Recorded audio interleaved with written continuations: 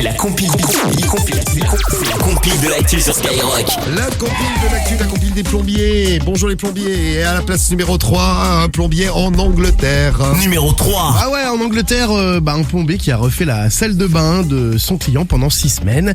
C'est une belle histoire parce qu'il faisait ses travaux et il avait l'habitude de chanter pendant qu'il effectuait ses tâches. Et il ne savait pas qu'il était chez quelqu'un de très important en Angleterre puisque ce mec était directeur d'une grande maison de disques. Et bien figurez-vous qu'il l'a repéré, il a remarqué son timbre de voix assez exceptionnel et il a insisté, il lui a dit attends, il faut que tu signes un contrat, il faut que tu sortes quelque chose.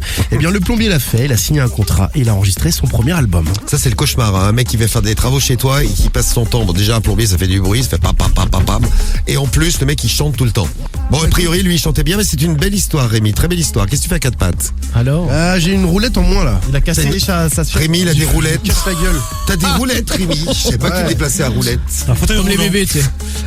Oui, c'est ça, comme les bébés. Bon, je vous amène en Seine-et-Marne, une très belle Numéro histoire. 2. Très belle histoire aussi, c'est un plombier, un champion qui avait laissé un prospectus la veille dans la boîte aux lettres de sa victime. Je vous parle de victime parce que le plombier a eu un petit stratagème pour se faire un petit peu plus d'argent.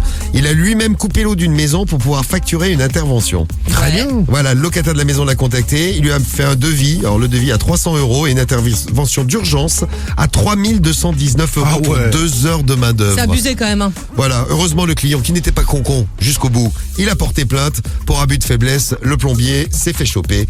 C'est pas bien le plombier. Non. Et on termine avec un plombier allemand maintenant. Numéro 1. Eh ouais, un homme ne faisait pas vraiment confiance à son épouse. Du coup, comme il savait que le plombier allait intervenir dans la journée, il a placé une petite caméra invisible dans la cuisine. Mais il a eu le nez fin, ce mec, parce que ses doutes se sont confirmés en découvrant les images.